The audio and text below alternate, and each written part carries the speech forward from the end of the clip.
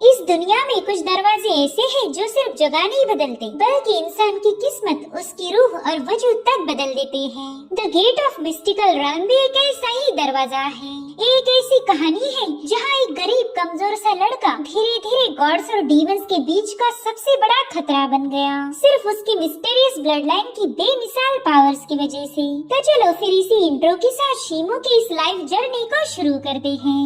तो कहानी की शुरुआत में हमें नरेटिंग वॉइस बताने लगी कि कुछ सालों पहले एक दूसरी दुनिया का ऑब्जेक्ट सीधे इस सी में आकर फेल हो गया, जिससे समंदर में ऐसी तेज लहरें उठी कि यू प्रीफेक्चर की न जाने कितने ही कोस्टल शहर बर्बाद हो गए। अनगिनत लोगों ने इस कैटास्ट्रोफी में अपनी जानें गंवा दी, मगर जो घर इस सुनामी में बर्बाद हुए थे वो दोबारा से रिबिल्ड किए गए और फिंचिंग काउंटी के मार्केट्स में दोबारा से बाहर छा गई। धीरे धीरे करके लोग इस कैटास्ट्रोफी की तबाही को भूल गए। अब हमें गैरेज दिखाई जाती है जो कि फिंचिंग काउंटी के जिन मैंशन के सामने आकर रुक गई। कुछ सर्वेंट्स शीटियान नाम के बंदे को घर वापस लाए थे, जो कि जिन फैमिली का दामाद है। ये बंदा बुरी तरह से घायल था, साथ ही उसके गले पर हमें एक बहुत ही स्ट्रेंज मार्क दिखाया जाता है। इस इंसिडेंट की वजह से पूरे मैनर में अफरा तफरी मच गई। इधर शीटियान का इलाज हो रहा था और वहीं दूसरी तरफ उसकी बेटे और वाइफ जेन उसके लिए परेशान थे। और फिर उन्हें पता चला कि शीटियान की मौत हो चुकी, जो सुनते साथ ही जेन काफी ज्यादा रोने लगी।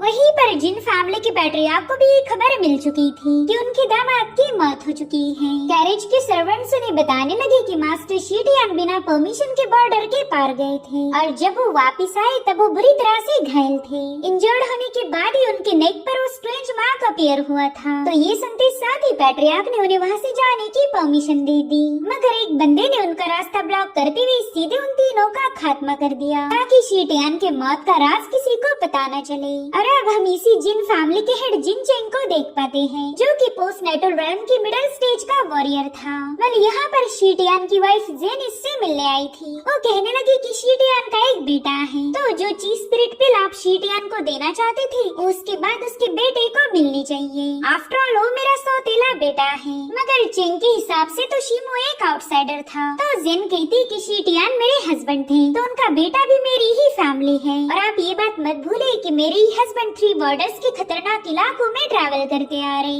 उनकी ही वजह से हमारी जिन फैमिली इस फिंचिंग काउंटी में इतनी स्ट्रांग पोजीशन को होल्ड कर पाई। तो उस चीज स्पिरिट पिल पर मेरे हस्बैंड का अधिकार था। साथ ही पैट्रियार्क ने भी खुद शीटियान से वादा किया था कि ये पिल उन्हें ही दी जाएगी, जो सुनते साथ ही चेंग काफी ज्यादा भड़क गया। वो कह रहा था कि शीटियान के मरने के बाद हमारा शी फैमिली से कोई लेना देना नहीं। हालांकि जेन ने भी ये बात क्लियर कर दी कि वो शीमू को गोद लेकर उसे एक बेहतर जिंदगी देगी। इतना ही नहीं, वो चेंग से कह रही थी कि मेरे हस्बैंड को दफनाए एक दिन भी नहीं गुजरा और तुम अभी से रिश्ते को खराब करने लग गए। अगर ये बात बाहर के लोगों को पता चली तो तुम्हारी काफी ज्यादा बदनामी हो सकती, फिर तो कोई भी जिन फैमिली के साथ वफादार नहीं रहेगा। यहाँ पर चेंग उसकी बातें सुनकर काफी ज्यादा गुस्सा हो गया और उतने में ही जिन फैमिली का 5वां बेटा जिनू वहाँ पर पहुँच जाता है। वो चेंग से कह रहा था, बड़े भाई आप अपने गुस्से को काबू में रखो, मैं पैट्रियार्क का पैगाम लेकर आया हूँ। उन्होंने क्लियरली बता दिया कि शीमू अगर आगे चलकर एक वॉरियर बन गया तो चीज स्पिरिट पिल उसे दी जानी चाहिए।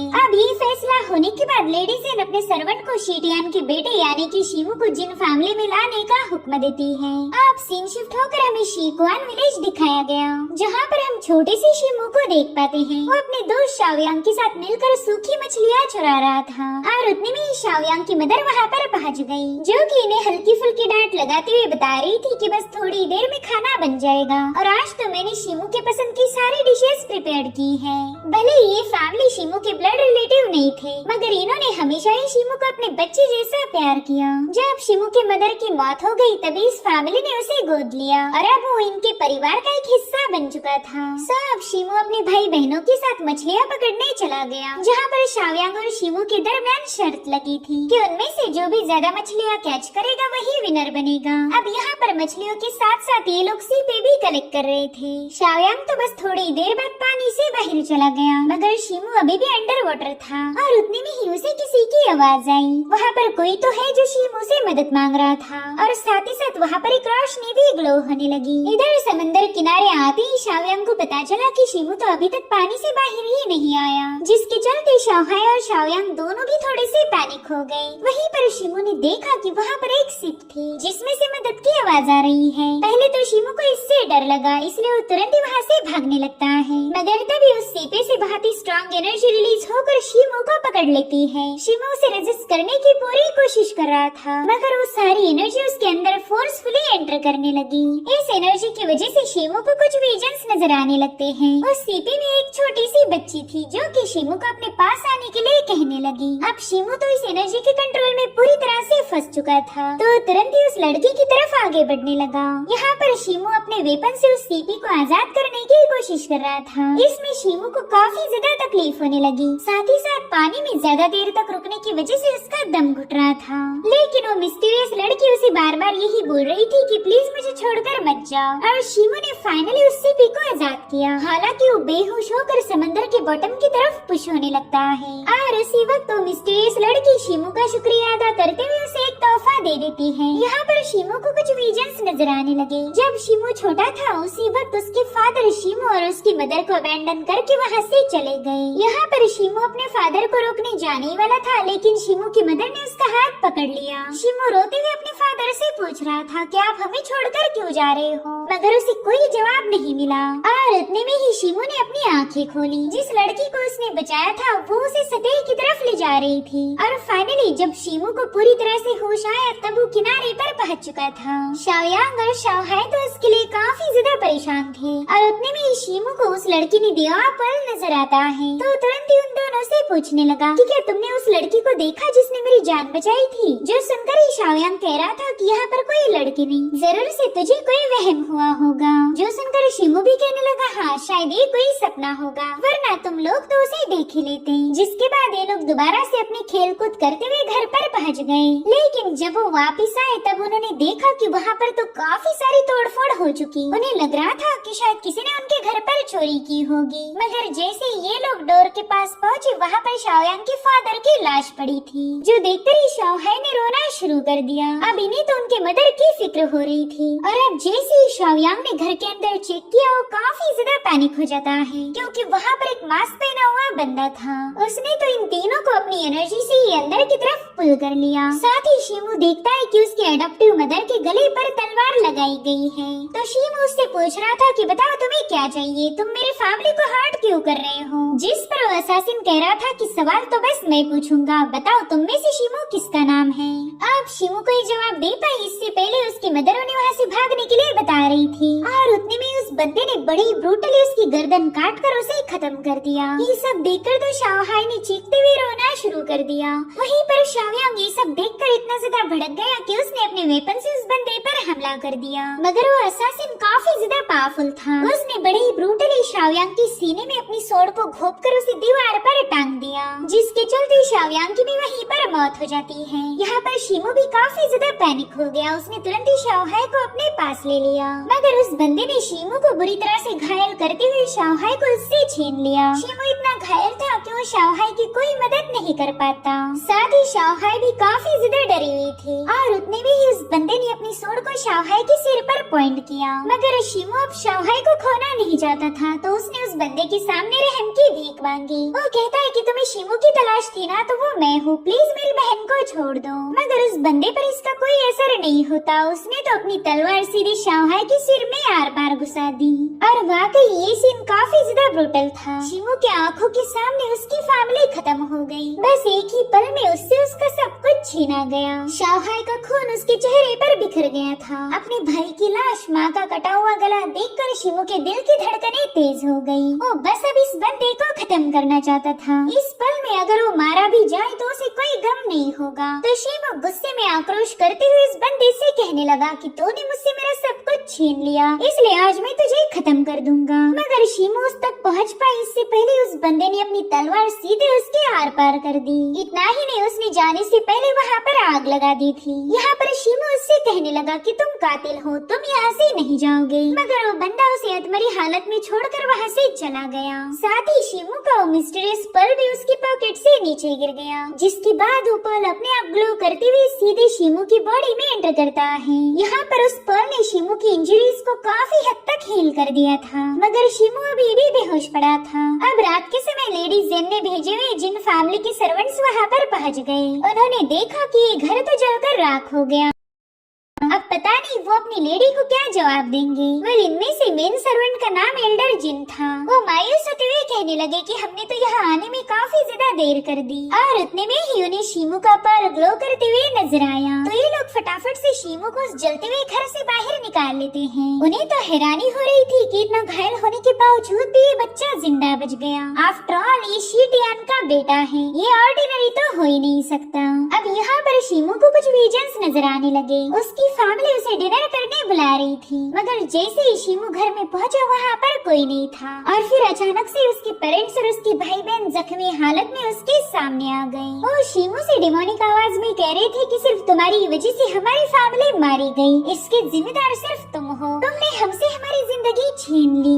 वहीं पर शिमू चिल्लाते हुए बताने लगा कि नहीं, मैंने आपको नहीं मारा, इसमें मेरी कोई गलती नहीं थी। और तभी शिमू को होश आ जाता है। उसने देखा कि उसके बेड पर एक छोटी बच्ची बैठी हुई है। पहले तो शिमू को ये लगा कि शायद ये शाओहाई होगी, मगर वो शाओहाई नहीं थी। तो शिमू उससे पूछने लगा कि बताओ तुम कौन हो और मैं फिलहाल कहाँ पर हूँ। तभी लेडी जेन वहाँ पर पहुँच जाती है। वो कह रही थी कि ये फिंचिंग काउंटी की जिन प्रॉपर्टी है और ये घर तुम्हारे फादर शी टियान का था। मैं उनकी वाइफ हूँ, यानी कि तुम्हारी सौतेली माँ। मेरा नाम है जेन और ये है तुम्हारी सिस्टर यूहान। तुम्हारे फादर ने मरने से पहले मुझसे वादा लिया था कि आगे चलकर मैं तुम्हारा ख्याल रखूँ, मगर शिमू को तो उसके फादर से नफरत थी, क्योंकि वो बंदा उसे बचपन में ही छोड़कर चला गया। इसलिए वो कहता है कि उस बंदे का जिक्र भी मेरे सामने मत कीजिए, वो मेरा फादर नहीं था। लेकिन फिर अगले ही पल वो काफी ज्यादा फिक्रमंद होकर अपने फादर की मौत के बारे में पूछने लगा। तभी जिन कहती है कि तुम्हारे फादर जिन फैमिली की वजह से मारे गए, तुम उनके बेटे थे, इसलिए उन्होंने मुझसे वादा लिया था कि मैं तुम्हारा ख्याल रखूंगी। जिस पर शिनमो कहने लगा कि ना, मेरा उस बंदे से कोई लेना देना नहीं, प्लीज मुझे यहाँ से वापस भेज दीजिए।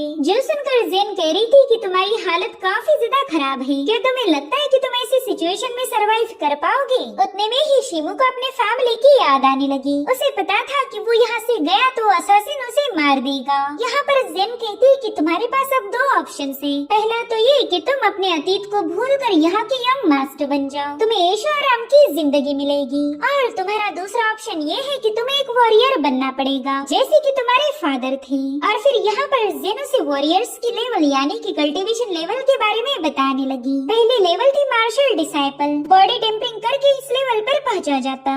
इसके बाद आती है पोस्ट नेटल वॉरियर, तीसरी है इनेट वॉरियर, चौथी है अर्थ रैंकिंग वॉरियर, पांचवी थी हेवन रैंकिंग वॉरियर, देन छठी नंबर पर थी सेंट रैंक वॉरियर एंड सबसे टॉप पर थी डिवाइन रॉयल। तो अब जेन शिमू से कहती है कि तुम्हारे फादर तुम्हारे लिए काफी ज्यादा परेशान थे। इसकी मेन वजह ये है कि तुमने उनका पेट्रिफिकेशन डिजीज इनहेरिट किया। ये एक ऐसी बीमारी है जो तुम्हें धीरे धीरे करके खोखला बना देगी। तुम भले ही स्ट्रॉन्ग दिखोगे, मगर जैसे ये बीमारी तुम पर असर दिखाने लगे फिर तुम सरवाइव नहीं कर सकते। सो तुम्हें अगर खुद को बचाना है तो मार्शल आर्ट ही तुम्हारे पास आखिरी ऑप्शन है। कड़ी मेहनत करके तुम इस इलनेस को थोड़ा सा स्लो कर सकते हो। हमारे पैट्रियार्क ने वादा किया था कि वो तुम्हारे फादर को चीज स्पिरिट पिल देंगे और वो पिल तुम्हारे लिए काफी ज्यादा फायदेमंद साबित हो सकती। अगर तुम अपनी फैमिली का बदला लेना चाहते हो तो तुम्हें स्ट्रॉन्ग बनना ही पड़ेगा। और अब हमें 1 महीने बाद का सीन दिखाया जाता है, जहाँ पर शिमू अपनी फैमिली की ग्रेव के पास पहुँच चुका था। वो उनके सामने अपना सिर झुकाते हुए कहने लगा कि मैं शिमू इस खून के कर्जे को जरूर से उतार दूंगा, आपका कातिल जिंदा नहीं बच पाएगा। और अब हमें कुछ सालों बाद की कहानी दिखाई गई, जहाँ पर एक कल्टीवेटर जंगली सुअर का शिकार करने के लिए उसका पीछा करने लगा। वेल, ये है शिमू जो कि अपनी जवानी के दौर में पहुँच चुका है। साथ ही मार्शल डिसाइपल रॉल्फ की बॉडी टेम्परिंग की 11वीं लेवल पर पहुँच चुका था। अब उस जानवर का शिकार करके जब शिमू वापस जा रहा था तभी उसका पर्ल चमकने लगा। दरअसल ये वही पर्ल है जो कि शिमू को सीपी में मौजूद रहस्यमयी लड़की ने दिया था। इस पर्ल की एक खास बात थी, ये तभी ग्लो करता है जब कोई खतरा हो। तो शिमू उस इलाके को चेक करने लगा। उसे वहाँ पर एक टेम्पल नजर आता है जहाँ पर एक बुजुर्ग पर्सन और उनके साथ एक जवान लड़की थी। शिमो ने देखा कि उनके पास कोई वेपन्स नहीं है। ये लोग जरूर से कोई मुसाफिर होंगे, तो शिमो ने तुरंत ही टेम्पल का दरवाजा ओपन कर दिया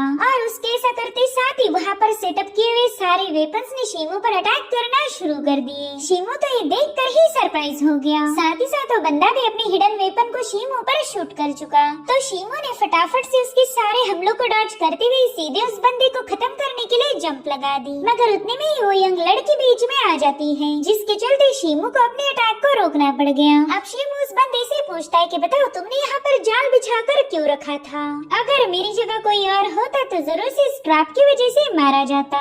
जिस पर वो बंदा बताने लगा कि मैं और मेरी बेटी यहाँ से ट्रैवल कर रहे थे, मगर अचानक से तेज बारिश होना शुरू हो गई, जिसके चलते हमें इस टेम्पल में शेल्टर लेना पड़ा। हमें काफी देर से एक जंगली बीस्ट की आवाज आ रही थी, इसलिए ये जाल बिछा दिया, मगर आपने डोर को ओपन करते साथ ही उस सारे वेपन्स आप पर ही हिट हो गए, जबकि हमारा तो आपको नुकसान पहुंचाने का कोई इरादा नहीं था। यहाँ पर शिमो ने नोटिस किया कि इन दोनों के पास कोई इनर पावर नहीं, साथ ही ये दोनों भी एक दूसरे को बचा रहे थे। तो हो सकता है कि ये दोनों वाकई में फादर एंड डॉटर होंगे, इसलिए शिमो ने भी अपनी तलवार को म्यान में रख दिया और फिर शिमो ने अपने लिए डिनर का इंतजाम शुरू कर दिया। शिमो उनसे थोड़ा सा दूर बैठा था, तो इनके दरमियान के ऑकवर्डनेस को कम करने के लिए वो बंदा उसे अपना नाम बताने लगा। वो कहता है कि मैं हूँ जोंगमिंग और ये है मेरी बेटी जोंगशू। मेरे ख्याल से आप एक कल्टीवेटर हो, क्योंकि आपने बड़ी तेजी के साथ हमारे हमलों को डॉज किया था। जहाँ तक मैं जानता हूँ कुछ लोगों के पास स्पेशल ब्लड लाइन होने की वजह से वो काफी तेजी से इम्प्रूव कर पाते। क्या आपके पास भी कोई ब्लड लाइन है? जिस पर शिमो जवाब देते हुए कह रहा था कि मैं तो बस एक मामूली सा कल्टीवेटर हूँ। यहाँ पर शिमो ने डिनर के लिए इनवाइट करने लगा। पहले तो उन लोगों ने मना किया, मगर उन्हें इतनी ज्यादा भूख लगी थी कि उनके पेट से भी आवाजें आने लगी, तो फाइनली उन्होंने भी शिमो को ज्वाइन किया। वेल यहाँ पर मिस्टर जोंगमिंग शिमो से फिंचिंग सिटी के बारे में पूछ रहे थे, तो शिमो ने उन्हें बता दिया कि बस इस माउंटेन को उतरते ही आप फिंचिंग काउंटी में पहुँच जाओगे। साथ ही शिमो उनसे उनकी विजिट की वजह पूछने लगा, जिस पर जोंग बताते हैं कि वो लोग वो फैमिली के हेड से मिलने जा रहे हैं। अब ये लोग ऐसी ही बातें कर रहे थे कि तभी अचानक से उन्हें किसी डिमोनिक बीस्ट की आवाजें आने लगी, जो कि उसी टेम्पल के सामने पहुंच चुका था। तो शिमो भी फटाफट से उसका मुकाबला करने के लिए तैयार हो जाता है। उसने नोटिस किया कि ये कोई डिमोनिक बीस्ट ना होकर एक ह्यूमन था, जिसका फॉर्म पूरी तरह से डिमोनिक बन चुका है। तो अब यहाँ पर शिमो ने हवा में छलांग लगाते हुए विंड स्लैश का यूज कर उस पर अटैक कर दिया, मगर उसने देखा कि इस डीमन पर तो उसका कोई असर ही नहीं हुआ, इसलिए शिमो ने उसके साथ फाइट करना शुरू कर दी। साथ ही वो इन दोनों को बता रहा था कि आप जल्दी से यहाँ से भाग जाएं। ये डीमन काफी ज्यादा पावरफुल है, मगर उन्हें भागता हुआ देखकर वो डीमन भी उनका पीछा करने लगा। वो जोंगमिंग और जोंगशू को खत्म करने की पूरी कोशिश कर रहा था, जो देख शिमो ने अपनी एक और टेक्निक को एक्टिवेट कर दिया, जिसे क्लाउड रेंडिंग गेल कहा जाता था। लेकिन इस बार भी अंजाम सेम था, ये मूव भी उस डीमन का कुछ भी बिगाड़ नहीं पाई। उल्टा उस डीमन ने ही शिमो पर एक जोरदार पंच हिट करके उसे बुरी तरह से घायल कर दिया और अब इन दोनों में एक जोरदार क्लैश हो जाता है। यहाँ पर वो डीमन शिमो पर पूरी तरह से भारी पड़ते हुए उसे चोक करने लगा। शिमो को इसमें काफी ज्यादा तकलीफ हो रही थी, मगर वो चाहकर भी खुद को उस डीमन की गिरफ्त से आजाद नहीं कर पाता। और उतने में शिमो को बचाने के लिए जोंगमिंग ने अपनी निडल से सीधे उस डीमन के नेक पर अटैक कर दिया और फाइनली वो डीमन शिमो को छोड़कर सीधे घुटनों पर आ गया। लेकिन जोंग की हल्की सी निडल उस डीमन को मारने के लिए काफी नहीं थी, इसलिए वो डीमन गुस्से में आकर शिमो को छोड़ सीधे जोंग को मारने ही आगे बढ़ रहा था कि तभी शिमो ने उस पर बड़ी तेजी के साथ स्लैशेस रिलीज करना शुरू कर दिए। हालांकि उस डीमन के नेक के अलावा उसकी बॉडी में कोई और वीक स्पॉट नहीं था। वहीं पर एल्डर जोंग ने उस पर कई सारे ब्लास्ट भी किए, मगर इन दोनों के सारे अटैक फेल हो चुके थे और उतने में ही शिमो ने विंड स्ट्राइक की 5वीं मूव ब्लेड ऑफ विंड का यूज करके उस पर एक बहुत ही पावरफुल स्लैश रिलीज किया, जिसके चलते वो डीमन नीचे गिर गया। शिमो को लग रहा था कि शायद वो मर चुका है, इसलिए वो उन दोनों से कह रहा था कि अब हम यहाँ पर बिल्कुल भी रुक नहीं सकते। तो दोनों भी शिमो के साथ वहाँ से जाने लगे, मगर तभी उस क्रीचर ने एल्डर जोंग पर अचानक से स्नेक अटैक कर दिया। जोंगमिंग ने देखा कि उस मॉन्स्टर का हाथ सीधे उनके पेट के आर पार घुस चुका है, तो उन्होंने बहादुरी दिखाते हुए उस मॉन्स्टर के हाथ को कस के पकड़ लिया। साथ ही साथ वो शिमो से कह रहे थे कि जल्दी से इसकी गर्दन उड़ा दो, इसके बजाय ये मारा नहीं जाएगा। तो शिमो ने विंड स्ट्राइक की 6ठी मूव वार्मर ब्रेक को एक्टिवेट करते हुए सीधे उस मॉन्स्टर पर एक जबरदस्त स्लैश हिट कर दिया, जिसके चलते फाइनली उस मॉन्स्टर की गर्दन धड़ से अलग होकर वो मारा गया। यहाँ पर शिमू को उसकी बॉडी से एक टोकन मिला था, तो तुरंत ही समझ जाता है कि इसी टोकन का इस्तेमाल करते हुए इस ह्यूमन को एक क्रीचर में बदल दिया गया। वहीं पर जोंगशू अपने फादर की इसी हालत देखकर काफी ज्यादा रोने लगी। और अब यहाँ पर जोंगमिंग शिमू को बता रहे थे कि वो फैमिली ने मुझसे वादा किया था कि वो मेरी बेटी जोंगशू की शादी उनके बड़े बेटे हुआ से कर देंगे, लेकिन हो सकता है कि मेरी मौत के बाद वो लोग अपना वादा ना निभाए। जिसके बाद वो शिमू को अपनी जोंग फैमिली का मैकेनिज्म मैनुअल देते हुए कहने लगे कि ये मेरी फैमिली का एक ग्रेटेस्ट ट्रेजर है, जिसे मैं तुम्हें जोंगशू का दहेज समझकर दे रहा हूँ। प्लीज मेरी बेटी का ख्याल रखना। यहाँ पर एल्डर जोंग चाहते थे कि शिमू उनकी बेटी से शादी कर ले, क्योंकि वो जान गए थे कि शिमू ही उसे सेफ रख पाएगा। मगर शिमू ने इसके लिए मना कर दिया। वो तो फिलहाल अपनी कल्टीवेशन पर ध्यान देना चाहता था। हालांकि एल्डर जोंग उसके सामने जोंगशू का हाथ थामने की रिक्वेस्ट करते हुए मारे गए। उनकी मौत के बाद तो जोंगशू पूरी तरह से अकेली पड़ गई। उसे नहीं पता था कि अब फ्यूचर में उसे और क्या क्या झेलना पड़ेगा। अब सुबह होते ही शिमू ने जोंगमिंग को दफना दिया। शिमू कहता है कि कल रात तुम्हारे फादर ने मेरी जान बचाई थी और फिर तुम्हारी जिम्मेदारी मुझ पर सौंप दी, तो मेरा भी ये फर्ज बनता है कि मैं तुम्हारा ख्याल रखूं। दरअसल मैं जिन फैमिली की लेडी जेन का अडॉप्टेड बेटा हूँ। हमारा सिटी के बाहर एक मैनर है, सो अगर तुम्हें मेरी जरूरत पड़े तो तुम कभी भी मुझसे मिलने आ सकती हो। साथ ही जोंगशू को उसका मैनुअल भी वापस देने लगा, लेकिन जोंगशू ने इसके लिए मना कर दिया। वो कह रही थी कि ये ट्रेजर मेरे फादर ने आपको तोहफे में दिया था, तो मैं इसे वापस नहीं ले सकती। फिलहाल मैं वो फैमिली जाना चाहती हूँ। अगर उन लोगों ने मुझे अपना लिया तो वही मेरा घर होगा। तो शिमू उसे लेकर फेंगचेंग सिटी की वो मैनर के सामने पहुँच गया। वल यहाँ पर वो फैमिली का हेड वुटोंग जोंगशू को देखकर काफी ज्यादा खुश हो जाता है। जोंगशू उसे अपने फादर के बारे में बता चुकी थी, जो सुनकर वुटोंग भी काफी ज्यादा मायूस हो गया। वहीं पर शिमू वुटोंग और जोंगशू को अलविदा कहते हुए वहाँ से रवाना हो चुका था। उसने जोंगशू को महफूजियत के साथ वो मैनर में पहुंचा दिया था। अब हमें फेंगचेंग सिटी की गोल्डन ड्रैगन गैंग दिखाई गई, जो कि बस थोड़े बहुत पैसों के लिए लोगों को बुली किया करते थे। इनफैक्ट इस गैंग का लीडर गाओ कोई इतना ज्यादा बेरहम था कि वो उसने मारे हुए लोगों का ही फ्लेश खाया करता।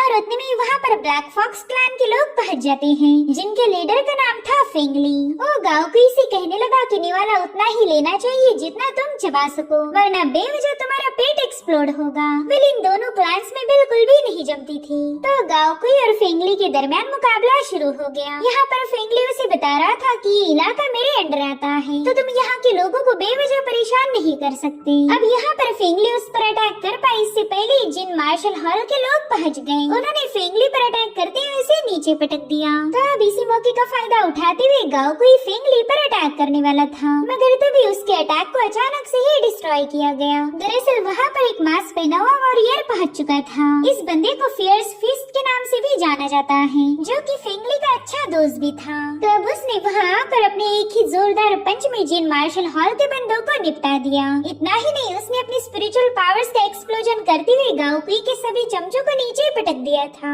साथ ही साथ उसने गाओकुई पर भी जोरदार पंचेस हिट कर दिए, जिससे वहाँ पर एक जोरदार एक्सप्लोजन होकर सब कुछ शांत हो गया। अब सीन शिफ्ट होकर हमें ब्लैक फॉक्स क्लैन का मेंशन दिखाया जाता है, जहाँ पर फेंगली फियर्स फिस्ट का शुक्रिया अदा करते हुए उसे कुछ स्पिरिचुअल स्टोन्स गिफ्ट के तौर पर दे देता है। साथ ही वो फियर्स फिस्ट से उसका क्लैन ज्वाइन करने की रिक्वेस्ट करने लगा, लेकिन उस बंदे ने ऐसा करने से मना कर दिया। वो कह रहा था कि मैं तुमसे ये पैसे भी नहीं लेना चाहता, लेकिन मुझे अपनी कल्टीवेशन को इम्प्रूव करने के लिए ढेर सारी पिल्स और हर्ब्स की जरूरत पड़ेगी, तो तुमने दिए हुए पैसों से मेरी हेल्प हो जाएगी। यहाँ पर वो फेंगली से कहने लगा कि मैंने तुम्हें एक बंदे को ढूंढने का काम दिया था, क्या तुम्हारे पास उसकी कोई अपडेट है? तो फेंगली उसे एक स्केच दिखाते हुए कहने लगा कि तुमने बताए हुए डिस्क्रिप्शन की मदद से मैंने ये स्केच बनवाई थी और इसे मेरे कुछ भरोसेमंद लोगों के हवाले कर दिया। जैसे मुझे इस बंदे की कोई खबर मिलेगी मैं जरूर से तुम्हें कांटेक्ट करूंगा। तो फियर्स फिस्ट उसे एक वेपन बनाने के लिए फेवर मांगता है। उस वेपन को बनाने में ढेर सारा रिफाइंड आयरन लगने वाला था, तो फियर्स फिस्ट ने तुरंत ही 2 स्टोरेज पाउच उसे ऑफर कर दिए, जिसके बाद फियर्स फिस्ट वहाँ से रवाना हो गया।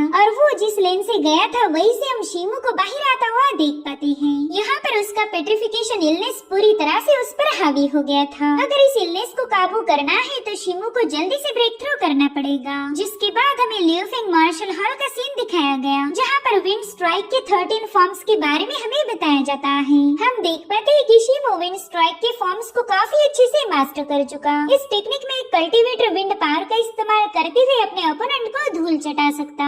अगर इसमें कोई टॉप लेवल का बंदा अपनी ट्रोची पावर को मर्ज कर दे तो वो एक ही ब्रीदिंग में 5 स्लैशेस को रिलीज कर सकता था और फिर यही 5 स्लैशेस रिक्रिएट होते हुए 13 स्लैशेस में बदल जाएंगे। यहाँ पर शीमू के परफॉर्मेंस को देखकर सभी लोग काफी ज्यादा खुश हो गए। उसमें से एक बंदा कह रहा था कि तुम्हारी मूव तो काफी ज्यादा शार्प थी, अगर तुम ऐसे ही कल्टीवेट करते गए तो एक दिन जरूर से वांग टियानहाओ भी तुम्हें मास्टर बोलेगा। जिस पर एक दूसरा बंदा कहने लगा कि ऐसा तो होने से रहा, वांग टियानहाओ वांग फैमिली का यंग मास्टर है और ये बात हम सब जानते हैं कि वांग फैमिली के पास स्पेशल ब्लड लाइन है। साथ ही उनके एंसेस्ट्रल ब्लेजिंग स्पीयर आर्ट की जितनी तारीफें की जाए वो कम होगी। उतने में शीमू पूछने लगा कि ये टियानहाओ वही बंदा है ना जिसे हमारे फेंगचिंग का टॉप टैलेंट माना जाता, क्या उसके पास भी स्पेशल ब्लड लाइन है? जिस पर वो बंदा जवाब देते हुए कहने लगा कि ब्लड लाइन का फायदा तो उसी वक्त होगा जब तुम उसे अवेकन कर पाओ और वांग टियानहाओ ने अभी तक अपनी ब्लड लाइन की पावर को अवेकन नहीं किया, मगर कुछ बंदों को पूरा यकीन था कि टियानहाओ बहुत ही जल्द अपनी ब्लड लाइन को अवेकन करते हुए एक इनविंसिबल बन जाएगा। अब इन डिसाइपल्स की ऐसी ही बहसबाजी चली रही थी कि तभी वहाँ पर ली कांगहाई पहुँच गए। वे लियोफेंग मार्शल हॉल के मास्टर थे। साथ ही साथ इन्होंने कल्टीवेशन के पोस्टनेटल वॉरियर के अर्ली स्टेज को भी अचीव कर लिया। वो अपने डिसाइपल से कहने लगे कि अगर तुम्हें काइयुआन मार्शल एकेडमी में एंटर करना है तो तुम्हारे पास ब्लड लाइन हो या ना हो इससे कोई फर्क नहीं पड़ेगा, तुम्हें तो बस हार्ड वर्क करना होगा। अगर तुम में से किसी ने भी 4 हॉल टूर्नामेंट में फर्स्ट प्लेस हासिल किया तो मुझे काफी ज्यादा खुशी होगी। अपने मास्टर की ये सारी बात सुनकर वो लोग तुरंत ही प्रैक्टिस करने रवाना हो गए। यहाँ पर मास्टर कांगहाई शीमू से पूछते कि बताओ तुम बॉडी टेम्परिंग की कौन सी लेवल पर पहुँच चुके हो? तो शीमू ने उन्हें बता दिया कि वो अब 11वीं लेवल पर आ चुका है, जो सुनते साथ ही कांगहाई इम्प्रेस हो गए। वो कहते हैं कि तुमने तो बहुत ही कम वक्त में इस लेवल को अचीव किया, तुम सिर्फ हमारे लियोफेंग मार्शल हॉल के नहीं बल्कि इस फेंगचिंग काउंटी के रियल टैलेंट हो। अब तो मुझे पूरी उम्मीद है कि इस साल होने वाले 4 हॉल कॉन्टेस्ट में तुम एक शानदार जीत हासिल करोगे। जो सुनते साथ ही शीमू उनका शुक्रिया अदा करने लगा, लेकिन उतने में अचानक से उस पर पेट्रिफिकेशन इलनेस का एक और बैकलैश हो जाता है, जो देखकर तो मास्टर कांगहाई भी परेशान हो गए।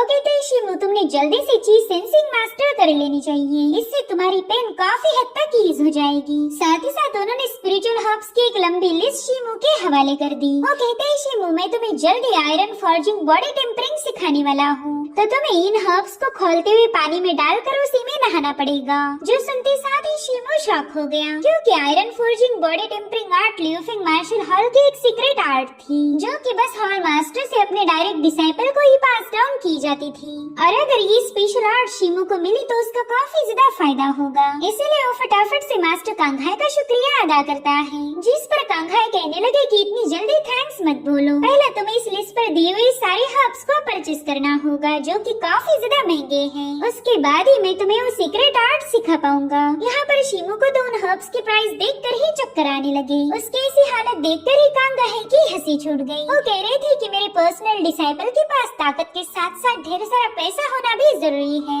बस एक बार तुम इस आर्ट को मास्टर करो, फिर हमारा लियोफेंग मार्शल हॉल भी तुम्हारा सपोर्ट करेगा। आप सीन शिफ्ट होकर हम शीमू को देख पाते जो कि अपने घर के रूफ पर लेटकर उसी लिस्ट को चेक कर रहा था। वो कहता है कि ये हर्ब्स तो ऑलरेडी काफी ज्यादा एक्सपेंसिव है, ऊपर से मुझे लगातार 3 महीनों तक इन्हीं का यूज करके नहाना होगा। अब 3 महीने तो दूर ही रहे, मैं तो 1 महीने के अंदर ही कंगाल हो जाऊंगा। है ऊपर वाले पता नहीं मैं इतने सारे पैसे कैसे जमा करूँ। और उतने में उसके एडॉप्टिव सिस्टर यूहान वहाँ पर पहुँच गयी। भले ये बंदी फिलहाल बॉडी टेम्परिंग की 7वीं लेवल पर पहुँच चुकी थी। वो कहती भाई क्या आप दोबारा से पैसों के लिए परेशान हो? जिस पर शीमू कहने लगा कि वो सब छोड़ो, पहले तुम ये बताओ कि तुम बार बार मुझसे मिलने क्यों आती हो? अगर मास्टर जिन को पता चला तो वो तुम्हें फिर से डांट लगाएगा, लेकिन यूहान को तो इससे कोई फर्क नहीं पड़ने वाला। वो कहते हैं कि आप कभी भी किसी से मदद नहीं मांगते, इसलिए मैं खुद ही चली आई। अभी पैसे लेकर आप इन हर्ब्स को परचेस कर सकते हो। वैसे भी iron forging body tempering art को मास्टर करने के लिए आपको ढेर सारे हर्ब्स की जरूरत पड़ेगी, तो फिलहाल के लिए इसमें काम चला लीजिए।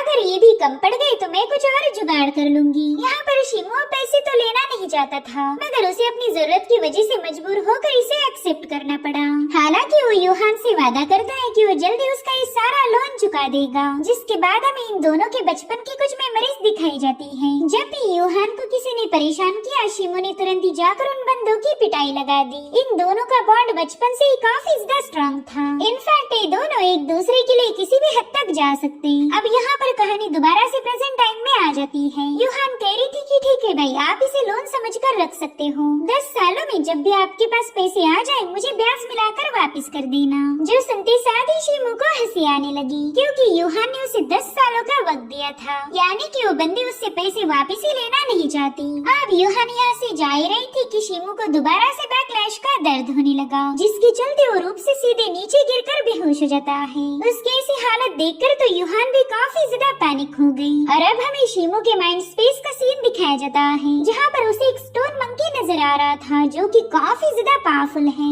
इतना ही नहीं, उस मंकी ने जैसे ही पावर्स को एब्सॉर्ब किया, इधर शिमो को भी अपनी स्पिरिचुअल पावर में इम्प्रूवमेंट महसूस होने लगी। साथ ही उसके हार्ट मेरिडियन में जो ब्लॉकेज था उसकी तकलीफ भी थोड़ी सी कम हो रही थी। यहाँ पर शिमो ने देखा कि वो स्टोन एप मून की वर्शिप कर रहा और मून की एनर्जी से उसने अपनी ट्रू ची पावर को रिफाइन करना शुरू कर दिया था, जिसके बाद शिमो को तुरंत ही होश आ गया। यहाँ पर यूहान उसके करीब जाकर उससे पूछ रही थी कि शिमो तुम ठीक तो हो ना? तभी लेडीज यूहान को डांटते हुए कहने लगे कि तुमने शिमो के इतने करीब नहीं जाना चाहिए।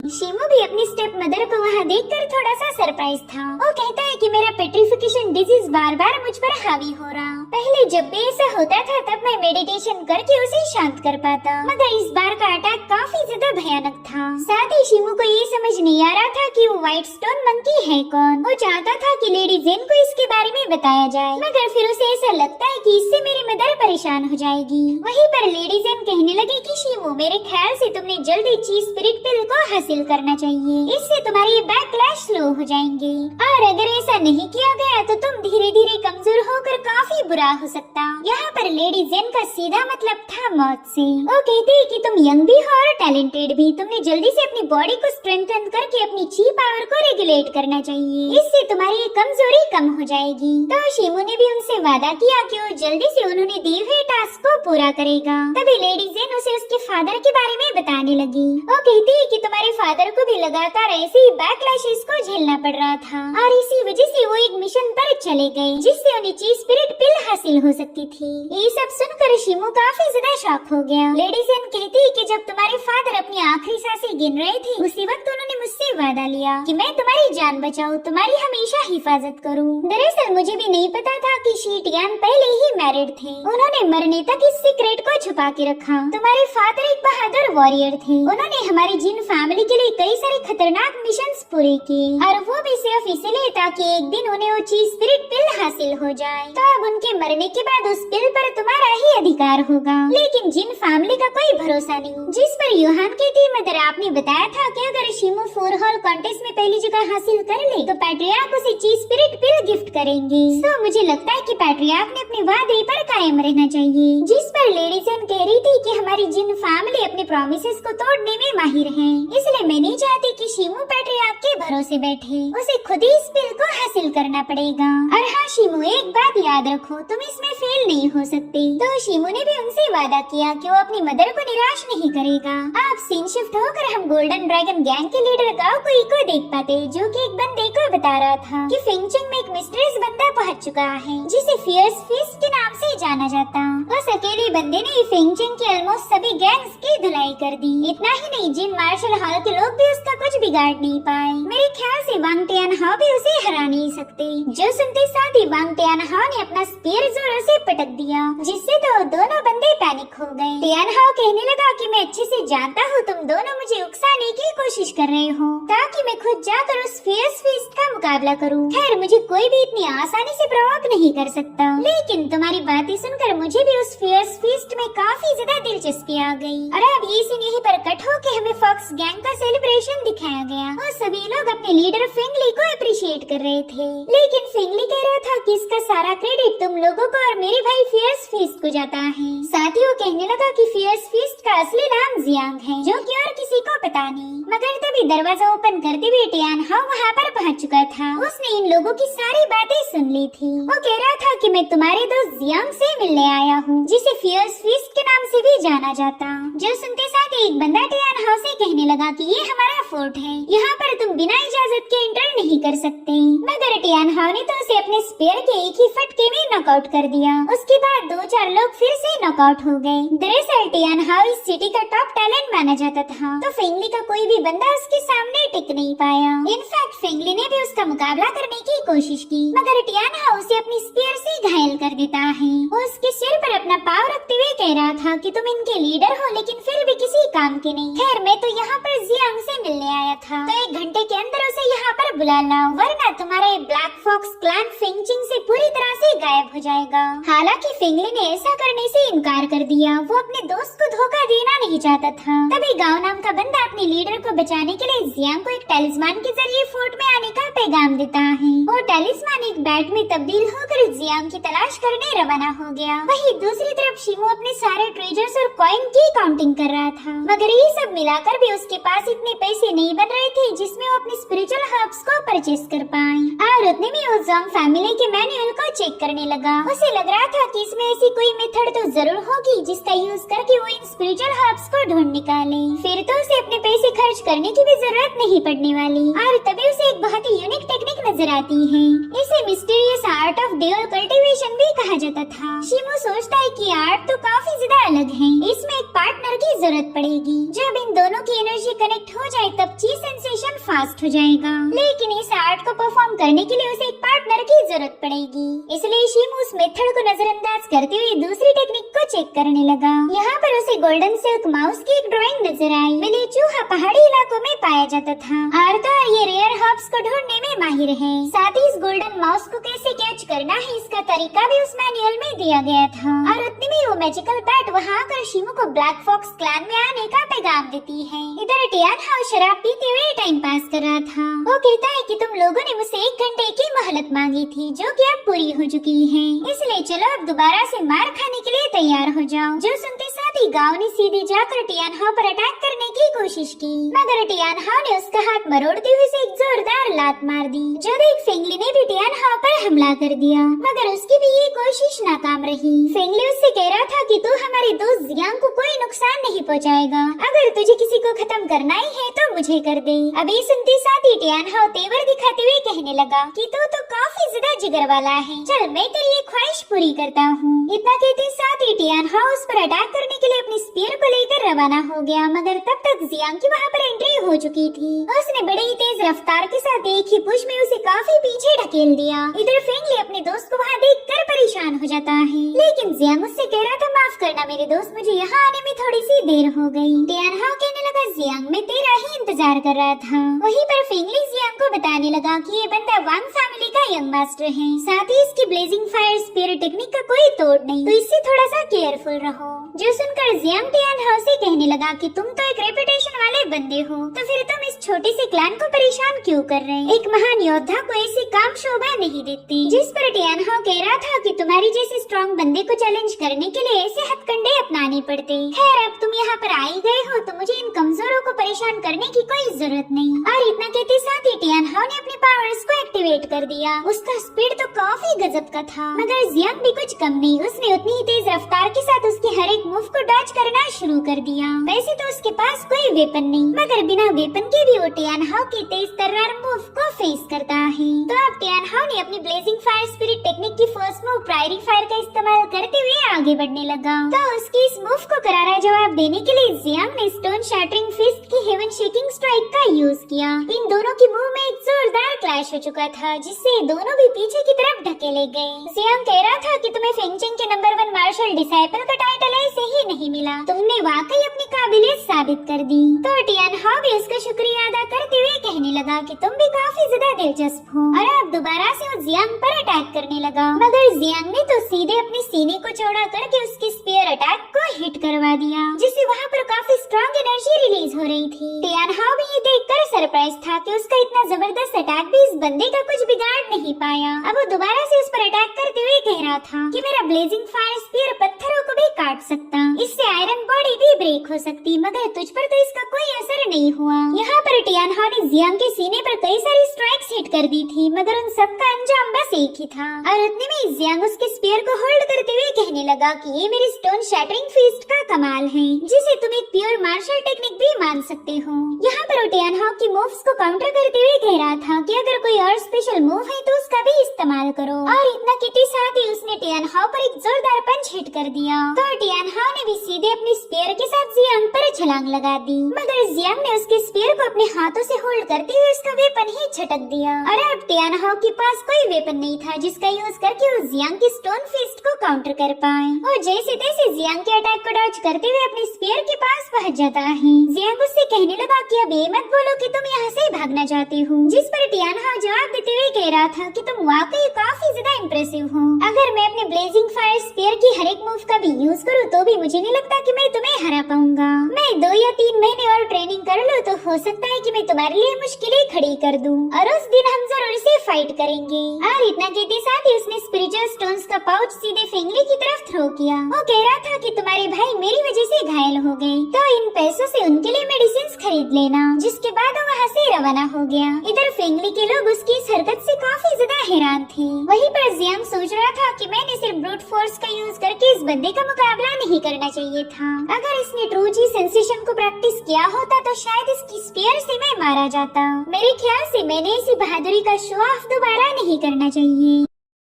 अब सीन शिफ्ट होकर हमें वो मेंशन दिखाया गया जहाँ पर जोंगशु वुटोंग से मिलने आई थी। वो वुटोंग से कहने लगी कि मेरे पास कोई दहेज नहीं, तो मैं आपके बेटे के साथ शादी करने के लायक नहीं हूँ। अगर आप इस एंगेजमेंट को कैंसिल करना चाहते हो तो प्लीज बेझिझक होकर बता दीजिए, मैं आपके रिफ्यूजल को समझ जाऊंगी। जिस पर वुटोंग कहने लगा, जोंग तुम एक नेक दिल और पाक दामन वाली लड़की हो, तुम्हारी जैसी बहू मिलना तो हमारी वो फैमिली का सौभाग्य होगा। तुम बिल्कुल फिक्र मत करो, मैंने तुम्हारे फादर से प्रॉमिस किया था तो मैं जरूर से उसे पूरा करूंगा। जो सुनते साथ ही जोंगशु उनका शुक्रिया अदा करके वहाँ से रवाना हो गई। उसके जाते साथ ही वो फैमिली का बड़ा बेटा हुआ वहाँ पर आ जाता है। वो कह रहा था, फादर मैं इतना बड़ा भी लूजर नहीं हूँ कि इस कंगाल लड़की के साथ शादी करूँ। जिस पर वुटोंग कहने लगा कि इसका बाप एक नंबर का बेवकूफ था, उसने जोंग फैमिली का सीक्रेट मैनुअल ऐसे ही किसी को गिफ्ट दे दिया और फिर इस बेकार सी लड़की को यहाँ भेज दिया जिसके पास कोई ब्लड लाइन नहीं। खैर मैं भी अपने वादे को जरूर निभाऊंगा, शादी होगी लेकिन बस दूल्हे को बदला जाएगा। वेल इन लोगों की इवल प्लानिंग के बारे में जोंगशु को कोई आइडिया नहीं था, उसने तो इन पर पूरा भरोसा किया। अब सीन शिफ्ट होकर हम जियांग को देख पाते जो कि अपने घर की तरफ वापस लौट रहा था। यहाँ पर वो बस टियानहाओ के बारे में ही सोच रहा है। उसे पता था कि टियानहाओ आज न कल उसे चैलेंज करेगा, इसीलिए जियांग ने फैसला लिया कि वो अब ड्यूअल कल्टीवेशन पर ध्यान देगा। उसे बस किसी फीमेल पार्टनर को ढूंढना पड़ेगा। और उतने में जिन फैमिली का 5वां बेटा जिनू वहाँ पर पहुँच गया। वो कह रहा था कि 15 दिनों में ही तुमने फेंगचिंग की जितनी भी गैंग्स थी उन सब पर अपना डोमिनेंस साबित किया, मानना पड़ेगा तुम्हारा काम तो काफी अच्छा चल रहा। जिस पर जियांग कह रहा था, माफ करना मैं आपको नहीं जानता और अनजान लोगों से बात करना मुझे पसंद नहीं। जिस पर मास्टर के ताइशीमू तुम पूरी दुनिया को धोखा दे सकते हो लेकिन मुझे नहीं दे पाओगे। ये सुनकर ही जियांग थोड़ा सा हैरान हो गया, जिसके बाद वो अपना मुखौटा हटा देता है। जिन्हों उससे कह रहा था कि मैं तुम्हारी प्रोग्रेस देखकर काफी ज्यादा खुश हूँ। जिस पर शिमू कहता है कि ये मैं जानबूझकर नहीं कर रहा, मुझे कल्टीवेशन के लिए पैसों की जरूरत थी और इसी वजह से मजबूर होकर मुझे दूसरी पहचान अपनानी पड़ी। तभी जिन्हों कहता है, बात सिर्फ इतनी ही नहीं, तुम शीकुआन विलेज के उस किलर को भी इन्वेस्टिगेट करना चाहते हो जिसने तुम्हारी मासूम फैमिली की जान ली थी। देखो हमारी जिन फैमिली काफी ज्यादा पावरफुल है, तो अगर तुम जिन फैमिली के इन्फ्लुएंस का यूज करो तो ये काम आसान हो जाएगा। बस बदले में तुम्हें भी हमारी मदद करनी होगी जैसे तुम्हारे फादर किया करते थे। तुम्हें 3 बॉर्डर स्टेट्स के सारे अफेयर को हैंडल करना होगा। उसकी बातें सुनकर शिमू को गुस्सा आ रहा था, क्योंकि इन लोगों ने शिमू के फादर को भी ऐसे ही मैनिपुलेट किया था और आखिर में वो जिन फैमिली के मिशन को पूरा करते हुए मारे गए। इसलिए शिमू कहता है कि मैं अपने बाप के नक्शे कदम पर चलने वालों में से नहीं हूँ। और रही बात रिवेंज की, तो मैं उसमें किसी और को इन्वॉल्व नहीं करना चाहता। जो सुनकर वो मास्टर वहाँ से चला गया। वेल इन दोनों की बातें कुछ लोगों ने सुन ली थी, साथ ही उन्हें ये भी पता चला कि शिमू ही जियांग है। अब हमें अगले दिन की कहानी दिखाई गई जहाँ पर जिनू अपने बेटे जुआन की कल्टीवेशन को देखकर जरा भी खुश नहीं था। उस बंदे को काफी ज्यादा तकलीफ हो रही थी, मगर जिनू ने उसे हुक्म दिया कि जब तक तुम ब्रेक थ्रू नहीं करते कल्टीवेशन से बाहर नहीं आओगे। मगर उसकी इन धमकियों का कोई फायदा नहीं होता, क्योंकि वो बंदा कमजोर होकर नीचे गिर गया। अपने बेटे की प्रोग्रेस देखकर जिन्हों जरा भी खुश नहीं था। वो कहता है कि इन 8 सालों में वो मामूली सा शिमू बॉडी रिफाइनिंग का मास्टर बन गया। इनफैक्ट हमारे एंसेस्टर भी उसे एक्नॉलेज कर रहे हैं और तुम तो इतने सारे रिसोर्सेस होने के बावजूद भी जरा भी प्रोग्रेस नहीं कर पाए। मुझे तो लगा था कि एक दिन तुम जरूर से काइवान मार्शल अकेडमी को ज्वाइन करोगे, लेकिन वो तो अब दूर की बात है। पहले तुम्हें इस फेंगचंग में ही खुद को एस्टेब्लिश करना होगा। अगर तुमने ऐसा नहीं किया तो जिन फैमिली तुम्हारी जरा भी रिस्पेक्ट नहीं करेगी। और उतने में वहाँ पर एक सर्वेंट पहुँच गया। वो कह रहा था कि वो फैमिली के यंग मास्टर हुआ आपसे मिलना चाहते हैं। तो जुआन अपने बाप से 2-4 और गालियाँ खाने के बाद सीधे हुआ से मिलने पहुँच गया। हुआ तो उसकी शक्ल देखकर ही कहने लगा कि शायद आज फिर से तुम्हारे बाप ने तुम्हें डांट दिया। जिस पर जुआन कहने लगा कि इस सब मुसीबत की जड़ वो शिमू है। मेरे फादर हमेशा मुझे उसके साथ कंपेयर करते। जब तक मैं उस शिमू को सरपास नहीं करूँगा मेरे बाप का मुँह बंद नहीं होने वाला। जिस पर हुआ कह रहा था कि उसे सरपास करने की भी कोई जरूरत नहीं, हम सीधे उसे रास्ते से हटा सकते हैं। अब अगले सीन में हम देख पाते हैं कि शिमू अपने नए वेपन के साथ प्रैक्टिस कर रहा। उसके मास्टर ने उसे बताया था कि फिजिकल बॉडी को टेम्पर करने से वो अपनी चीज सेंसेशन को इंक्रीज कर सकता है। तो शिमू भी यही करने लगा। उसे कुछ भी करके 4 हॉल कॉन्टेस्ट से पहले ही खुद को पावरफुल बनाना पड़ेगा। और उतने में फेंगली और गाओ वहाँ पर पहुँच गए। दरअसल शिमू की सनमून सोड को फेंगली ने ही फोर्स कराया था और ये तलवार शिमू को काफी ज्यादा पसंद आई। तो खुश होकर फेंगली को कुछ इनाम देने लगा। यहाँ पर फेंगली उससे बिल्कुल पैसे लेना नहीं चाहता था, मगर शिमू ने जबरदस्ती वो पाउच उसके हाथ में थमा दिया और फिर वो इन दोनों से ड्यूअल कल्टीवेशन मेथड के बारे में पूछने लगा। जो सुनते साथ ही वो दोनों भी थोड़े से हेजिटेट होते हुए कहने लगे कि हाँ हमें इसके बारे में जानकारी है। तो शिमू बताता है कि हाल ही में मैंने एक बुक में इसके बारे में पढ़ा था। इस आर्ट को मास्टर करने से मेरी चीज सर्कुलेशन काफी ज्यादा इम्प्रूव हो जाएगी, लेकिन इसके लिए मुझे कंपेनियन की जरूरत पड़ेगी। खैर मुझे तो ये समझ नहीं आ रहा कि मैं उस लड़की के साथ ची पावर को सर्कुलेट कैसे करूँगा। जो सुनते साथ ही इन दोनों को काफी ज्यादा हंसी आने लगी। दरअसल शिमू को नहीं पता था कि उसे अपने पार्टनर के साथ फिजिकली इन्वॉल्व होना पड़ेगा। तो फेंगली कहने लगा मेरे भाई जब तुम्हें अपनी पसंदीदा औरत मिल जाए तब तुम खुद ही समझ जाओगे कि तुम्हें अपनी ची पावर को सर्कुलेट कैसे करना है। ये इतनी ज्यादा नेचुरल प्रोसेस है कि तुम अपने आप सीख जाओगे। भले बंदे उसे खुल के बता नहीं पा रहे थे कि शिमू को एक गर्लफ्रेंड की जरूरत है। तो अब शिमू उनका शुक्रिया अदा करके वहाँ से रवाना हो गया। अब रात के समय शिमू ने गोल्डन सिल्क माउस को पकड़ने के लिए जाल बिछा दिया था। साथ ही वहाँ पर उसने किसेंस को भी बर्न किया, जिसकी खुशबू सूंघते हुए गोल्डन सिल्क माउस वहाँ पर पहुँच जाता है। और ये माउस काफी ज्यादा क्यूट था। उसने देखा कि वहाँ पर उसकी पसंदीदा खाने की चीज मौजूद है, मगर जैसे उस जगह पर पहुँचा शिमू का पिंजरा उसे तुरंत ही ट्रैप करने लगा। हालांकि वो चूहा काफी ज्यादा तेज था। उसने शिमू के हर एक शिकंजे को बड़ी आसानी के साथ क्रॉस कर दिया। जो देखते साथ ही शिमू भी उसके पीछे भागने लगा और फाइनली वो चूहा एक ग्लू पर जाकर चिपक जाता है। अब शिमू उस चूहे को कैप्चर कर पाई इससे पहले उस पर एक जोरदार स्लैश अटैक रिलीज हुआ, मगर शिमू समय रहते पीछे हट चुका था। दरअसल ये वही असासिन था जिसने शिमू की फैमिली को मार दिया था। बल यहाँ पर उस बंदे ने सिल्क माउस को भी उठा लिया। वहीं पर उस कातिल को अपने सामने देखते साथ ही शिमू के बचपन की सारी यादें ताजा हो गयी। वो कह रहा था कि फाइनली तू मुझे मिल ही गया, अब तो मैं तुझे जिंदा नहीं छोड़ूंगा।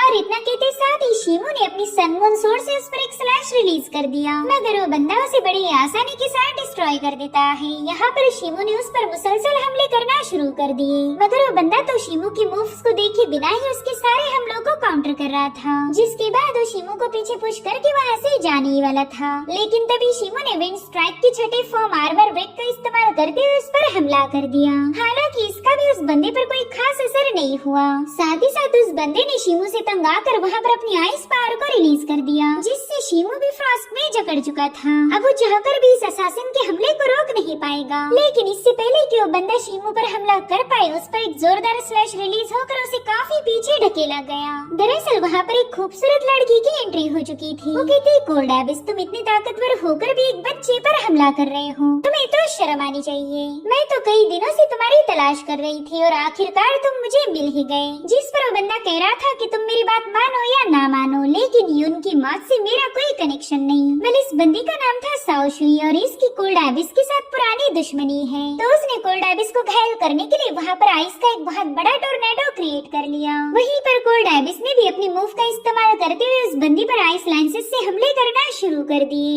यहाँ पर वो बंदी उसके हर एक अटैक को काउंटर करते हुए सीधे उसके साथ भिड़ चुकी थी। इन दोनों के क्लैशेस को देखकर तो शिमू हैरानी हो गया। अब फाइट के दौरान उस बंदी ने कोल्ड एबिस पर एक जोरदार पावर हिट कर दिया, जिससे वो बंदा काफी पीछे पुश हो चुका था। मगर कोल्ड एबिस को हराना इतना ज्यादा आसान नहीं। उसने अपनी एक पावरफुल टेक्निक का इस्तेमाल करते हुए वहाँ के जंगल को डिस्ट्रॉय कर दिया और फिर उन कटे हुए बैम्बूज को स्वॉर्ड जैसा यूज करता है। मगर साओशी उसके हर एक हमले को डिस्ट्रॉय करते हुए वहाँ पर एक पावरफुल फॉर्मेशन क्रिएट कर लेती है, जिसमें से आइस फ्लावर ब्लेड रिलीज होते हुए एबिस पर हमले करने लगी। बल इन हमलों को रोकना काफी ज्यादा जरूरी था, तो उस बंदे ने वहाँ पर आइस की एक बहुत बड़ी चट्टान फॉर्म कर ली। हालांकि साओशी के जबरदस्त ऑरा ने उस बंदे के चट्टान के टुकड़े टुकड़े कर दिए। इसी दरम्यान कोल्ड एबिस ने नोटिस किया कि साओशी के पास तो टियानिन सेक्ट का सीक्रेट ट्रेजर है, जिसे मिस्टिक आइस रूलर भी कहा जाता था। साओशी के साथ फाइट करते हुए वो माउस भी उसके पॉकेट से बाहर आ गया था, मगर कोल्ड एबिस उस पर ध्यान नहीं देता। उसे तो बस यहाँ से बच के भागना था, इसलिए उसने शीमू को सीधे साओशी की तरफ थ्रो करते हुए तुरंत ही वहाँ से भाग निकला।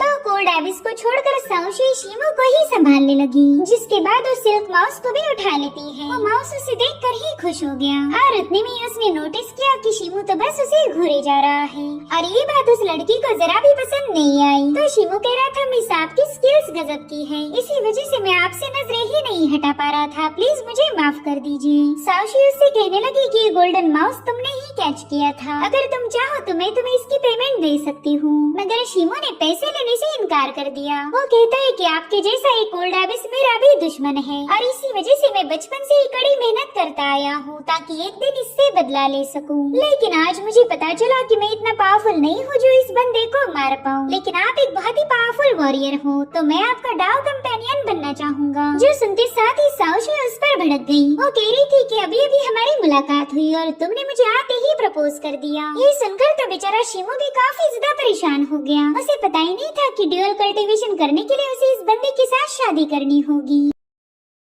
और उतने में ही उस बंदे ने उसे कियानकुन पाउच गिफ्ट किया। वो कह रही थी कि ये माउस मैं अपने साथ ले जा रही हूँ, लेकिन इस स्टोरेज बैग में तुम्हें ढेर सारी काम की चीजें मिल सकती हैं। तो शीमू से वादा करता है कि मैं जल्द एक स्ट्रॉन्गेस्ट वॉरियर बनूंगा और फिर आपसे मुलाकात होगी। साओशी को लग रहा था कि ये बंदा बिल्कुल भी सीरियस नहीं, इसलिए वो कहती ठीक है मैं भी तुम्हारा इंतजार करूंगी। अब अगले ही दिन शीमू ने उस कियानकुन पाउच को चेक किया, जिसमें ढेर सारे स्पिरिचुअल हर्ब्स थे। शीमू कहता है कि इन हर्ब्स की मदद से तो मैं बड़ी तेजी के साथ 12वीं लेवल पर पहुंच जाऊंगा। और उतने में यूहान उससे मिलने पहुंच गई। वो कह रही थी बड़े भाई बस कुछ ही दिनों में हमें वो फैमिली की वेडिंग सेरेमनी को अटेंड करना है। तो शीमू ने उसे जोंगशू के बारे में बता दिया। वो कहता है कि मैंने उस बंदी को वो फैमिली में एस्कॉर्ट किया था, वो मेरी काफी अच्छी दोस्त है, तो मैं चाहता हूँ कि तुम उसके लिए एक बेहतरीन सा तोहफा लेके आओ। तो शीमू से तोहफे के पैसे लेकर यूहान सीधे मार्केट में पहुँच गयी। यहाँ पर उसकी वो फैमिली के सर्वेंट के साथ मुलाकात हुई। वह ये बंदी यूहान की काफी अच्छी दोस्त थी, तो उसने वो फैमिली की सारी प्लानिंग की पोल यूहान के सामने खोल के रख दी। वो कह रही थी कि जोंगशू के पास दहेज ना होने की वजह से उसकी शादी हुआ के छोटे भाई जुन से करवाने जा रहे, और वो बंदा दिमागी तौर से बिल्कुल भी स्टेबल नहीं। यूहान को लग रहा था कि वो फैमिली की इस चालबाजी की वजह से जोंगशू का फ्यूचर पूरी तरह से बर्बाद हो जाएगा, इसलिए वो तुरंत ही अपने भाई शीमू की तरफ रवाना हो गई। अब हमें कुछ दिनों बाद की कहानी दिखाई जाती है। आज यहाँ पर जोंगशू का वेडिंग डे था, जिसमें टियान हाओ भी शामिल हो गया। उसे तो ये समझ नहीं आ रहा था कि किस बेवकूफ लड़की ने इस पागल बंदे के साथ शादी करने के लिए हाँ बोला होगा। अब टियान हाओ अपनी जगह पर जाकर बैठ गया था और तभी उसकी नजर पड़ी शीमू पर। वो शीमू को पर्सनली नहीं जानता, लेकिन उसका फिजिकल अपीयरेंस देखकर ही उसे फियर्स फीस्ट की याद आई, इसलिए वो फटाफट से शीमू के पीछे रवाना हो गया। यहाँ पर यूहान को पता था कि ये बंदा शीमू को फॉलो करने जा रहा, इसलिए उसने जानबूझकर उसके सामने गिरने का नाटक किया, मगर वो ज्यादा देर तक टियान हाओ का ध्यान भटका नहीं पाती। दरअसल 3 दिनों पहले ही शीमू और यूहान ने मिलकर वो फैमिली का एक मैप बना दिया। साथ ही यूहान ने जोंगशू की चेम्बर का भी पता लगा लिया था, जो कि मेन वो मेंशन के बैकयार्ड में थी। तो अब शीमू ने तुरंत ही अपने कपड़े बदल कर वो जोंगशू की रूम की तरफ रवाना हो गया, मगर उसे कोई खबर नहीं थी कि टियान हाओ उसे फॉलो कर रहा है। वो बस थोड़ी देर में मिस जोंग के रूम में पहुंच गया था। वहाँ जाते साथ ही उसने पहला वो फैमिली के सर्वेंट को फ्रीज कर दिया। जोंगशू भी उसे वहाँ देखकर काफी ज्यादा शॉक हो गई, और फिर शीमू ने उसे वो फैमिली की सारी सच्चाई बता दी। साथ ही उसने उस सर्वेंट को इतना ज्यादा डरा दिया था कि वो बंदी भी सच बताने पर मजबूर हो गई। वो जोंगशू से कहने लगी कि आपकी शादी हमारे सेकंड यंग मास्टर के साथ होने वाली है, जिनकी दिमागी हालत बिल्कुल भी ठीक नहीं। जोंगशू को तो ये सब सुनकर यकीन ही नहीं हो रहा था कि वो फैमिली ने उसके साथ इतना बड़ा धोखा किया, इसलिए वो शीमू से कहने लगी कि अब मुझे यहाँ से भागना होगा। तो शीमू से बताने लगा कि इसीलिए तो मैं यहाँ आया हूँ, मैं जानता था कि वो फैमिली आपको धोखा देगी और अब वो दोनों सीधे उस चेम्बर से बाहर आ गए, मगर उतने में ही शीमू पर ब्लेजिंग फायर से अटैक हो गया, जिसे शीमू ने अपने डबल स्लैशेस के साथ डिस्ट्रॉय कर दिया। टियानहाओ कहता है जियांग, मुझे तो लगा था कि तुम एक बहादुर योद्धा हो, मगर आफ्टर ऑल तुम भी एक किडनैपर निकले। सच बताओ तो तुमने मुझे डिसअपॉइंट किया। और इतना कहते साथ ही टियानहाओ ने उस पर हमले करना शुरू कर दिए। यहाँ पर वो अपने स्पीयर से वार करके शीमू को काफी पीछे पुश कर चुका था। वहीं पर शीमू इस बंदे के साथ फाइट करना नहीं चाहता, वो तो बस वो फैमिली की यहाँ आने से पहले ही जोंगशू को ले जाना चाहता था, मगर टियानहाओ तो उसकी एक भी सुनने के मूड में नहीं है। तो मजबूर होकर शीमू ने भी उसके साथ फाइट करना शुरू कर दी।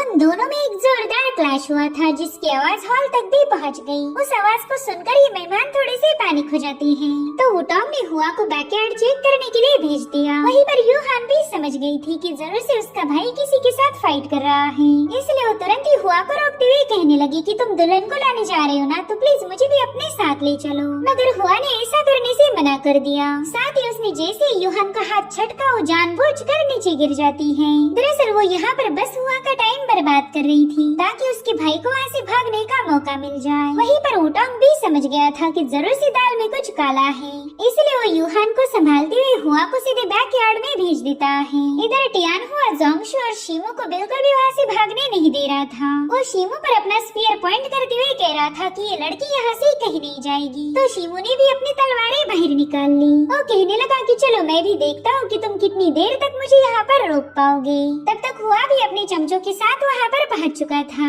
इतना ही नहीं, टियानहाओ ने भी अपनी ब्लेजिंग फायर के ढेर सारे स्पीयर्स फॉर्म करते हुए शीमू पर अटैक कर दिया, मगर शीमू ने अपनी एनर्जी का एक बहुत बड़ा टोर्नेडो क्रिएट करते हुए टियानहाओ के हमले को डिस्ट्रॉय कर उसे काफी पीछे ढकेल दिया। और फिर मौका मिलते ही वो जोंगशू को लेकर तुरंत ही वहाँ से भाग निकला। तब तक यूहान भी वहाँ पर पहुँच गई थी। उसने टियानहाओ को रोकने के लिए जानबूझकर अपने शुरिकन ब्लेड से शीमू पर हमला कर दिया, और इसी चक्कर में वो एक बार फिर से उसकी बाहों में आ गई। यहाँ पर टियानहाओ तो इस बंदी पर पूरी तरह से लट्टू हो गया था। तभी यूहान उससे कहती है कि मुझे घूरना बंद करके पहला उस चोर को पकड़ो, वो हमारी दुल्हन को ले जा चुका है। अगर मुझसे पूछो तो मैं उसे जिंदा नहीं छोड़ने वाली। और फिर यूहान वहाँ से रवाना हो गई। यूहान के इंटरफेयर करने की वजह से शीमू सेफली जोंगशू को लेकर जिन मैनर में पहुँच चुका था। तब तक यूहान भी घर वापस आ चुकी थी। तो अब शीमू ने इन दोनों लड़कियों को आपस में इंट्रोड्यूस कराया। जोंगशू भी इन्हें थैंक्स बोल रही थी, अगर ये लोग उसकी मदद ना करते तो उसकी जिंदगी बर्बाद हो जाती। यहाँ पर शीमू से बताता है कि मैंने तुम्हारे फादर से वादा किया था कि मैं तुम्हारी हिफाजत करूँगा, इसलिए तुम्हें थैंक्स बोलने की कोई जरूरत नहीं। अब कुछ दिनों तक तुम हमारे रेसिडेंस में रुक जाओ, जब यहाँ का मसला हल हो जाए फिर हम आगे की प्लानिंग बना सकते हैं। और उतने में टियानहाओ वहाँ पर आ गया। वो कहता है अच्छा तो फियर फीस्ट कोई और नहीं बल्कि जिन फैमिली की 7th लेडी का स्टेपसन है।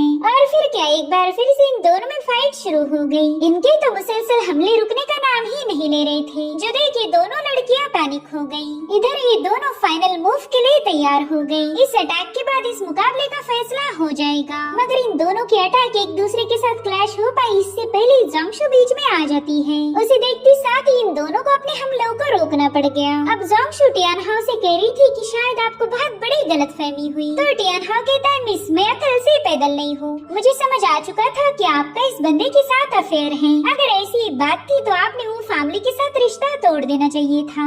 जिस पर जोंगशू जवाब देती है कि हम दोनों में दोस्ती के अलावा और कुछ नहीं। यंग मास्टर शीमू को जब पता चला कि वो फैमिली मेरे साथ धोखा कर रही तब उन्होंने आकर मेरी मदद की। दरअसल मेरी शादी वो हुआ के साथ तय हो चुकी थी, लेकिन मेरे पास दहेज न होने की वजह से उन्होंने वो जुन के साथ शादी फिक्स करवा दी, जिस बंदे की दिमागी हालत ठीक नहीं। और तो और वो फैमिली ने ये सारी बात मुझसे छुपा के रखी। उसकी कहानी सुनने के बाद टियानहाओ भी थोड़ा सा शांत हो गया। तभी यूहान कह रही थी कि तुम्हें अगर अभी भी इसकी बातों पर यकीन नहीं हो रहा है तो जाओ जाकर वो फैमिली के सर्वेंट से बात करो, उन्हें जरा सा अपना स्पीयर दिखाओगे तो वो लोग सारी सच्चाई उगल देंगे।